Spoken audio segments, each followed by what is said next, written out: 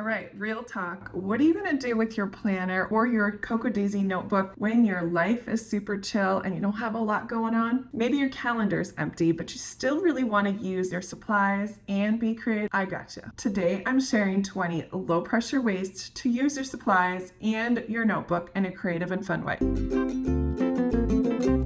I have looked at over 10 years of traveler's notebooks that I've accumulated over that time to find you the absolute coolest spreads that I used when my time was super slow. Even if your biggest outing this week is the grocery store, let's go. So let's go start off with what I call the personal or reflection pages. You certainly can do a gratitude spread. I like using mine in the striped pages on that 5th week that I usually don't use. And it's great. You can also use it for little wins, like Rachel, the life facilitator. She writes little wins every day or one line a day, something that somebody said that sparked you joy, sparked you concern, made you think, that sort of thing. Then there's also letters to yourself. You could do letters to yourself. You could do letters to your kids. I've done that before. Then there's monthly reflections, which usually happens with me with my notebooks as I go through and look at pictures that happened during the month. There's future me entries, things I'd like to tell myself for the future, or if you're dreaming about something like a perfect planner, a traveler's notebook page certainly can help you with that. Next up is my favorite section. It is the creative and visual play section. I love doing all sorts of things here in my traveler's notebook. Obviously, you can use it for a junk journal as you move through the day. Take out those pieces of packaging with some pictures and put them in there. You can also do your goals, your relaxing, your recharging, your lists, your self-care lists. There's things like that. There's also ways to do a mood board or a random calendar just because in your notebook. There's also ways to use your creative elements, even if you don't have a lot going on. I've done the spread here using that acetate from the Cocoa Daisy kit. It takes away a lot of the paper, but if you don't have a lot going on, it doesn't really matter, does it? Then I have some color palette play, trying to see what colors work best together, because for me, red and pink kind of clash a lot, and then adding a little green in there kind of makes it work out together.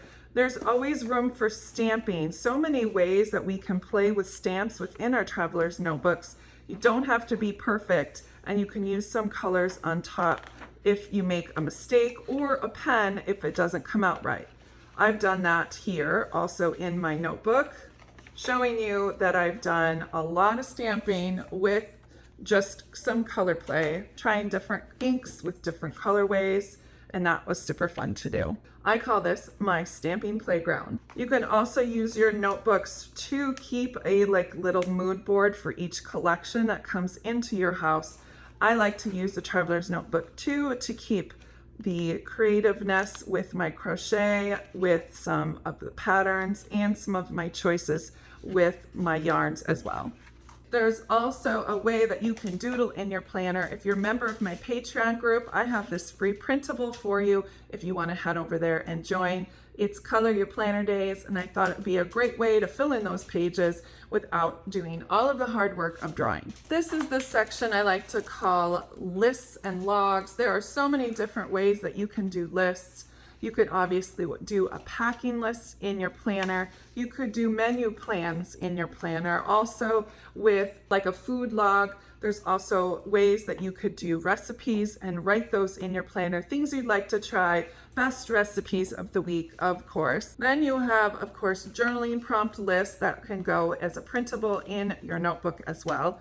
There's also ways of doing cleaning lists, cleaning zone, what you're going to do on each day. You could also do home projects. I have that here in this planner. I also love making gift lists, especially during the holiday season. I make my own special section and write lists of things I need to do and or gifts to buy. Last but not least, there are so many other ways you could do quotes of the day. I've done that here in this February kit.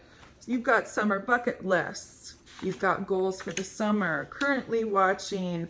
Then I have all of the TBRs for the summer. I also have freezer inventories. Then I have self-care and summer routine lists that I routinely look at.